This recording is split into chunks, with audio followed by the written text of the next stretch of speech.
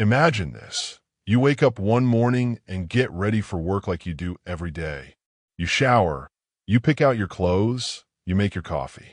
Everything is normal. Everything is routine. But then you never arrive at work. Your phone goes straight to voicemail. Your car is found abandoned a mile from your home. And security camera footage shows someone, a complete stranger, parking your car and walking away. Their face? You can't see it. Every single frame of video, perfectly timed, shows their face blocked by a fence post. It's like they're a ghost, a person without a face. And you're gone, vanished, never seen again. This isn't a horror movie. This is what happened to Jennifer Kess on January 24th, 2006 in Orlando, Florida. Jennifer was 24 years old. She had just been promoted at her job as a finance manager. She had a loving boyfriend. She just bought her first condo. She just returned from a romantic island vacation. Her life was perfect. And then, in the span of one morning, somewhere between her phone call to her boyfriend at 10 p.m. the night before and when she was supposed to arrive at work at 8 a.m., Jennifer Kess disappeared. For nearly 20 years, her family has been searching. For nearly 20 years, investigators have been trying to identify that person on the surveillance video.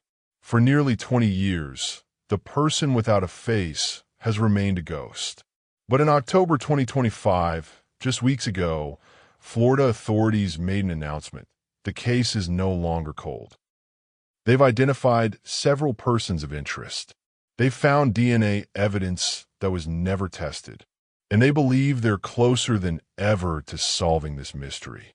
Before I go any further, drop a comment right now. Tell me, where are you watching this from? Are you from Orlando, Florida? Have you heard about Jennifer's case before? Just drop your location in the comments. Because here's the thing. The person who took Jennifer might still be out there. People who knew him in 2006 are still alive. And your comment, your engagement, your share of this video might be the thing that finally brings Jennifer home. My name is David, and this is Untold Cold Cases Files. Today I'm telling you about Jennifer Kess, a case that's been unsolved for nearly 2 decades, but might finally be on the verge of being cracked wide open. Let's get into it.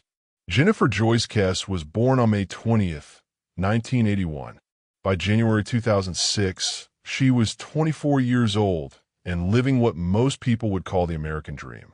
She graduated from the University of Central Florida in 2003 with a degree in finance. Smart, driven, focused, Jennifer knew what she wanted and she went after it. She got a job as a finance manager at Central Florida Investments timeshare company in Ocoee, Florida. And she was good at her job. Really good. In less than a year, she'd been promoted twice. Her bosses loved her. Her co-workers respected her. She was climbing the corporate ladder and doing it fast. In 2005, Jennifer made a major life decision. She bought her first place, a condo at Mosaic at Millennia in Orlando. It was new construction, modern, in a good area. It represented independence, success, the beginning of her adult life. Jennifer stood about 5 feet 8 inches tall, had shoulder-length blonde hair, and striking green eyes, though in certain light they looked blue. She was beautiful, confident, and had everything going for her. Jennifer wasn't just successful professionally. She had a personal life she loved too.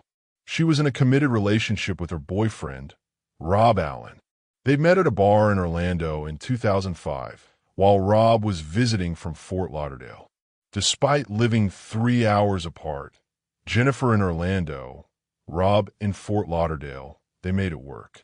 By all accounts, their relationship was strong. They talked every day.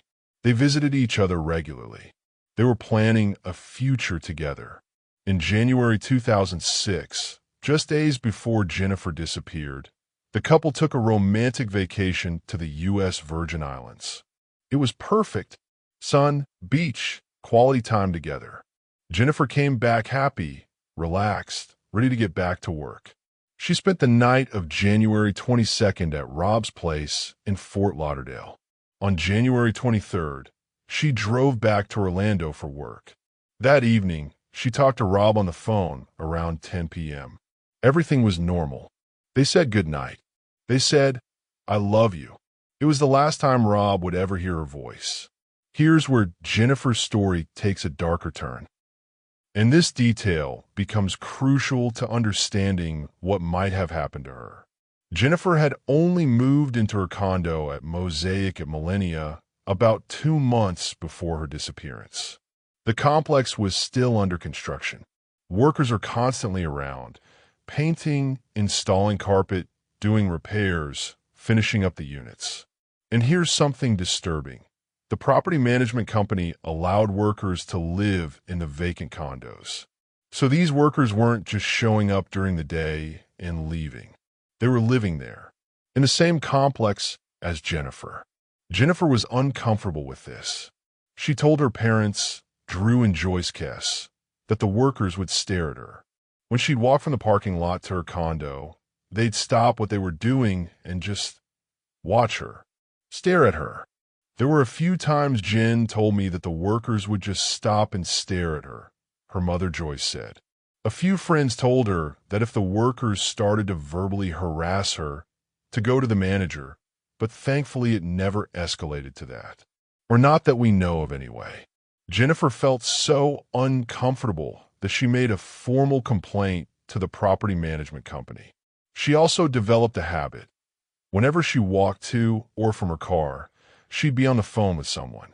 Her parents, her boyfriend, a friend, always on the phone, just in case. Jennifer wasn't paranoid. She was smart. She was safety conscious. She knew something felt off about these workers. And as we'll see, her instincts were probably right. Quick pause. If you're finding this case interesting so far, go ahead and hit that like button. It helps more people see this video. And the more people who see this, the better chance we have of someone recognizing something, remembering something, knowing something about Jennifer's case. So hit that like. It takes 1 second. And let's keep going because what happens next is where this case gets truly baffling. Let's walk through Jennifer's last known day, step by step, because somewhere in these hours is the answer to what happened to her. January 23rd, 2006 was a Monday. Jennifer went to work as usual. She worked a full day at Central Florida Investments. Around 6 p.m., she left the office and drove home. During her drive, she talked to her dad, Drew. Just a normal father-daughter conversation. Everything was fine. She arrived home at her condo around 6:15 p.m. She went inside. At some point that evening, she called Rob. They talked around 10 p.m. Again, everything was normal. They talked about their vacation, about work, about nothing important. Just the kind of conversation couples have every night. They said goodnight. They said they loved each other. That was the last confirmed contact anyone had with Jennifer Kess. The morning of January 24th, what we think happened. Here's what investigators believe happened based on the evidence found in Jennifer's condo. Jennifer woke up on Tuesday morning, January 24th. She went through her normal routine. She showered. A wet towel was found in her bathroom. She got dressed. In fact, on her bed, investigators found multiple outfit options laid out. Jennifer had apparently been deciding what to wear to work. She picked her outfit, got dressed, and prepared to leave for work. Her condo was locked when her parents arrived later. Everything inside was normal, tidy, in place. There were no signs of a struggle, no signs of forced entry. Nothing appeared to be missing except Jennifer's cell phone, her purse, her briefcase, her keys, and the clothes she was wearing. Her car, a black 2004 Chevy Malibu, was gone from the parking lot. At some point that morning, Jennifer left her condo. What happened next is the mystery that's haunted investigators for nearly 20 years. When the alarm bells started, Jennifer was supposed to be at work by 8 a.m. She didn't show up. She didn't call. She didn't answer her phone. Now, for some people, missing work without calling might not be that unusual. But for Jennifer, it was completely out of character. Her coworkers knew immediately something was wrong. Jennifer was reliable, responsible, professional. She would never just not show up without calling. Never. They tried calling her. Straight to voicemail. By mid-morning, Jennifer's employer contacted her parents. Jennifer didn't show up to work, and we can't reach her. Is she okay? Drew and Joyce Kess felt their stomachs drop. They immediately tried calling Jennifer. Voicemail. They tried her boyfriend, Rob. He hadn't heard from her either, and he was starting to panic because Jennifer usually texted or called him before leaving for work. She hadn't that morning. Drew and Joyce immediately got in their car and made the 2-hour drive from their home to Jennifer's condo in Orlando. The whole drive, they're calling her phone over and over. Voicemail, voicemail, voicemail. They arrived at Jennifer's condo around noon. They let themselves in with their key, and what they found was nothing. Nothing was wrong. The condo was tidy. Jennifer's work shoes were by the door. Clothes laid out on the bed. A wet towel in the bathroom. Everything suggested Jennifer had gotten ready for work that morning and left. But her car was gone, and Jennifer was gone.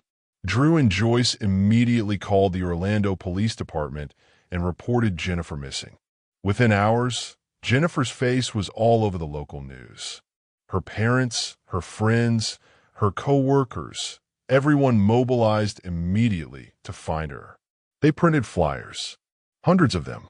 They distributed them all over Orlando. They walked the streets, handing them to anyone who would take one. They posted them on every telephone pole, every store window, every surface they could find. On January 26th, 2 days after Jennifer vanished, police got a break. A resident at the Huntington on the Green apartment complex, about 1 mile from Jennifer's condo, called police. I saw that missing girl's car on the news. It's in our parking lot. Police raced to the scene. Sure enough, there was Jennifer's black Chevy Malibu, parked in the lot at Huntington on the Green. The car had been there since noon on January 24th, the day Jennifer disappeared. Security cameras had captured its arrival. And this is where the case takes its most frustrating turn. The person without a face. The security camera at Huntington on the Green captured several frames of someone driving Jennifer's car into the parking lot around noon on January 24th. Here's what we can see in the footage.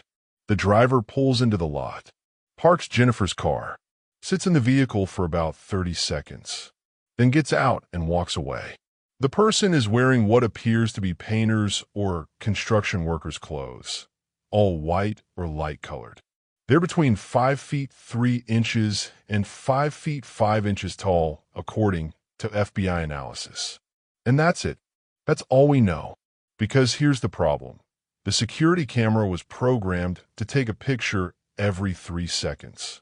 Not continuous video. One frame every 3 seconds.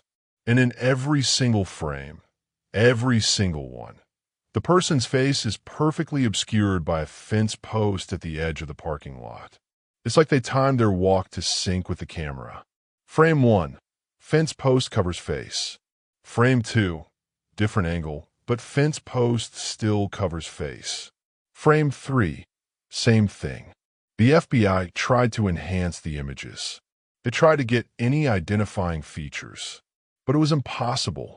The quality was too poor. The timing too perfect. The fence post too perfectly positioned. So we have footage of someone parking Jennifer's car and walking away. But we have no idea who it is. Man or woman. Black or white. Young or old. Nothing. This person is literally known in the case as the person without a face or the person of interest. And for nearly 20 years, their identity has remained a complete mystery. Let me pause for a second because what I'm about to tell you next about what was found in Jennifer's car and the theories about what happened gets even more intense. But first, If you haven't subscribed to Untold Cold Cases Files yet, do it now. Hit that subscribe button. Ring that bell. We tell these stories because they matter. Because families like the Kesses deserve answers. And your subscription helps these videos reach more people, which means more potential witnesses, more potential tips, more chance of justice. So subscribe, and let's keep going. What was found in the car? When police examined Jennifer's Malibu, they found several things.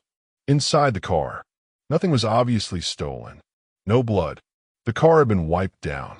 A latent fingerprint, but it couldn't be matched to anyone in databases. A small DNA fiber. A large boot print near the gas pedal. Missing from the car, Jennifer's cell phone, her purse, her briefcase, her keys, her iPod, the outfit she was wearing. The car had been cleaned. Not thoroughly enough to eliminate all evidence, but enough to make it clear that whoever took Jennifer was trying to cover their tracks. Here's something that wasn't publicly known for years. When investigators examined the hood of Jennifer's car, they found what appeared to be signs of a struggle. Jennifer's father, Drew, described it like this. It looked like someone was thrown down on the top of the hood, arms spread out, and then dragged back almost like off the hood to the point where you can almost see fingers scribbling down the hood. Detective Julius Gauze wrote in police reports, while observing the front of the victim's vehicle, these detectives observed what appeared to have been someone being pushed across the head of the vehicle. Think about that. Someone may have been thrown onto Jennifer's car hood. Was it Jennifer being attacked? Was there a struggle at her condo parking lot that morning? This evidence suggests that Jennifer didn't leave willingly. She was taken by force. Remember those workers Jennifer was uncomfortable around? The ones who stared at her? The ones living in vacant condos in her complex? They immediately became the focus of the investigation. Police interviewed construction workers, painters, maintenance staff, anyone who had been working at Mosaic at Millennia in January 2006. And here's where the investigation hit a massive obstacle. Many of these workers were day laborers, undocumented workers, people who were paid in cash and had no paper trail. The property management company didn't keep good records of who was staying in which vacant condo. They didn't have full names for many workers. They didn't have addresses or contact information. As private investigator Mike Toretta, hired by the Kess family, put it, it's impossible to find those individuals. There's no lease, no records. Some workers had already left the area by the time police started investigating. Gone, vanished, impossible to track down. But police did interview workers they could find, and they learned something disturbing. Jennifer wasn't the only woman in the complex who felt uncomfortable around these workers. Multiple women, at least 6 that investigators spoke to, reported feeling uneasy. Workers staring at them, workers making comments, workers gathering in groups and watching women walk to their cars. One woman named Colleen told investigators, "When I would come home from work, there would be a large group of men outside drinking. And whenever I would have to walk past them, there would be comments or uncomfortable stares. It wasn't a great feeling." This wasn't just Jennifer being paranoid. This was a pattern of behavior that made multiple women uncomfortable. The theories. Over the years, multiple theories have emerged about what happened to Jennifer. Theory 1, construction worker abduction, most likely. The prevailing theory is that someone who worked at or lived at Mosaic at Millennia saw Jennifer regularly, became fixated on her, and waited for an opportunity. On the morning of January 24th, that person either confronted Jennifer in the parking lot as she was leaving for work, forced their way into her car, took her somewhere, possibly the vacant condo they were living in, assaulted and killed her, disposed of her body somewhere it hasn't been found, drove her car to Huntington on the Green to create distance from the crime scene, walked back a 1-mile walk, The person wearing construction clothes in the surveillance video fits this theory perfectly. Theory 2. Human trafficking. Some have theorized Jennifer was targeted for human trafficking. She was young, attractive, alone, and had a predictable routine. But this theory has problems. Jennifer's car was abandoned locally. If she was trafficked, why leave the car in Orlando? And there's been zero trace of her, zero sightings, zero indication she's alive somewhere. Theory 3. Someone she knew. Police investigated everyone close to Jennifer. Her boyfriend, her family, her co-workers, her ex-boyfriends. Everyone was cleared. There's no evidence anyone in Jennifer's life was involved. What we know for sure. Here's what we know happened. 1. Jennifer was last confirmed alive around 10 p.m. on January 23rd. 2. She got ready for work the morning of January 24th. 3. She left her condo, locked behind her. 4. At some point between leaving her condo and noon, she was abducted. 5. Her car was driven to Huntington on the Green and abandoned at noon. 6. The person who parked her car walked away unidentified. 7. Jennifer has never been seen again. Before I tell you about the recent developments, the DNA, the persons of interest, the hope that this case might finally be solved, I need you to do something. Share this video. Right now. Share it on Facebook, Twitter, Instagram, wherever you are. Share it in Florida groups. Share it with anyone who lived in Orlando in 2006. Because the person who took Jennifer might be watching this. Or someone who knows that person might be watching. Your share could be the thing that finally brings Jennifer home. Share it. Then come back and let's talk about what's happening now in 2025. Drew and Joyce Kess have never stopped fighting for their daughter. Not for one day in nearly 20 years. They've organized searches. They've hired private investigators. They've appeared on every TV show that would have them. Dateline, 48 Hours, Good Morning America, you name it. They've kept Jennifer's case in the public eye because they know that public pressure matters. Media attention matters. When cases go cold and forgotten, they don't get solved. But the Kesses faced a massive obstacle, the Orlando Police Department. In 2018, the Kess family did something drastic. They sued the Orlando Police Department. Why? To get access to Jennifer's case files. The Orlando Police Department had refused to share the files with the family. They claimed it was an active investigation and they couldn't release the records. But the family believed OPD had botched the investigation from the start and was now covering up their mistakes. After months of legal battles, a settlement was reached in 2019. The Kesses were given access to over 16,000 pages of case files. When they finally got those files, what they discovered was shocking. The lead detective hadn't written a single report or document since 2010, for 12 years. Evidence that had been collected was never tested. DNA found in Jennifer's car, which OPD claimed didn't exist, was documented in the files. The investigation had effectively been abandoned. Drew Kess publicly stated, "We firmly believe the department's negligence and lack of competency cost Jennifer the chance to be found." In December 2022, something major happened. The investigation was transferred from Orlando PD to the Florida Department of Law Enforcement, FDLE Cold Case Unit. This was huge. FDLE has more resources, more expertise, and fresh eyes on the case. And immediately, things started moving. FDLE began re-interviewing witnesses. They began reviewing all the evidence that had been sitting untested for years. They began following up on leads that OPD had ignored. On October 21st, 2025, just weeks ago, Drew Kess posted an update that sent shockwaves through everyone who's been following Jennifer's case. FDLE has found DNA and evidence that was never previously tested. The Orlando Police Department had claimed there was no usable DNA except for a small amount on the steering wheel.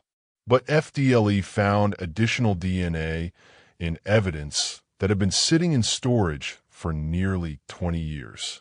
DNA that could potentially identify Jennifer's abductor. The person of interest list has been greatly reduced to just a few individuals. For years, there were dozens of potential suspects. But FDLE's work has narrowed it down to a handful of people they're now focusing on heavily. FDLE stated the case is no longer cold. This is the most important update. Active investigation. Multiple persons of interest. DNA evidence being tested. AI technology potentially being used to identify the person in the surveillance video.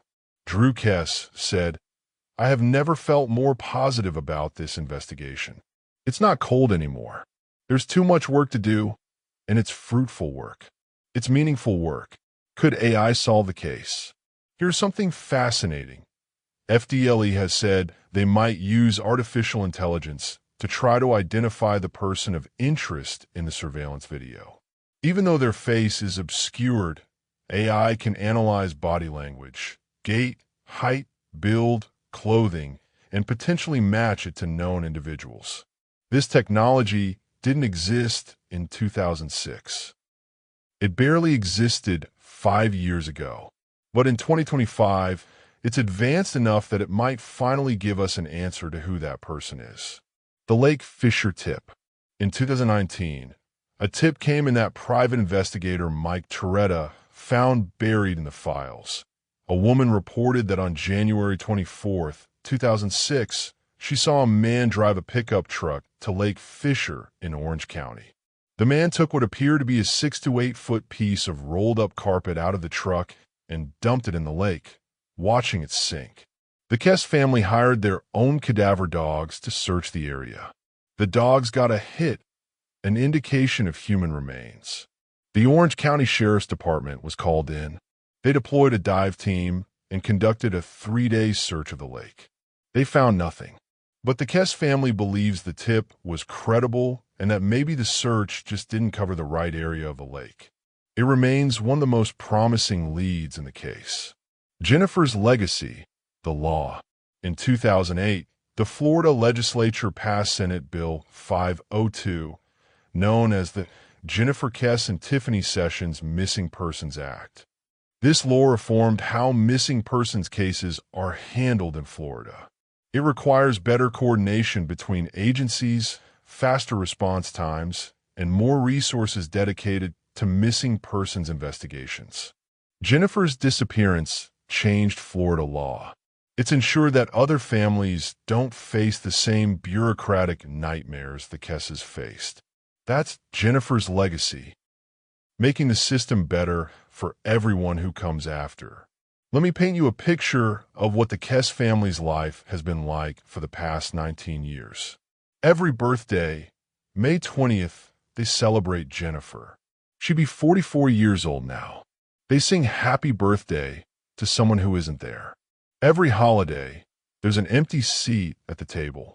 Every time the phone rings for a split second, Drew and Joyce wonder, is this it? Is this the call telling us they found her? Every time remains are discovered somewhere in Florida, they hold their breath until they learn it's not Jennifer. This is what it's like to have a missing loved one.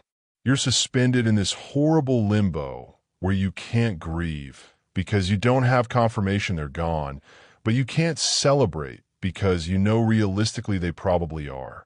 The Kesses have lived this nightmare for 7,000 days, 168,000 hours, every minute wondering what happened to their daughter. But here's what gives me hope. For the first time in years, maybe for the first time ever, there's real, tangible progress being made. DNA that was never tested is being analyzed. Persons of interest have been identified and narrowed down. AI technology might finally identify that person in the video. FDLE agents who actually care about the case are working it actively. This case can be solved. Jennifer Kess can be found. Her family can finally have answers. But it's going to take all of us to make it happen. So here's what I need from you. from everyone who's watched this entire video. First, if you haven't already, subscribe to Untold Cold Cases Files. We tell these stories because they matter. We keep these cases alive because families like the Kesses need our help. Hit that subscribe button. Ring that bell. Be part of this community. Second, like this video if you haven't already. That engagement tells YouTube this content is important and should be shown to more people. Third, leave a comment. Tell me what you think. Tell me if you lived in Orlando in 2006. Tell me if you work construction at Mosaic at Millennia. Tell me if you recognize anything about this case. Your comment matters. Fourth, this is the most important one. Share this video everywhere. Facebook, Twitter, Instagram, Reddit, TikTok, anywhere you have a presence online. Share it in Florida groups. Share it in Orlando communities. Share it with anyone who might know something. Because here's the reality. Somebody knows what happened to Jennifer Kess. The person who took her might still be alive. People who worked at Mosaic at Millennia in 2006 are still alive. Someone saw something. Someone heard something. Someone knows something. And your share could be the thing that reaches that person. Your share could be the thing that finally solves this case. If you have any information about Jennifer's disappearance, contact Florida Department of Law Enforcement. Find Jennifer Kess, Facebook page Crime Line, 1-800-423-TIPS Anonymous.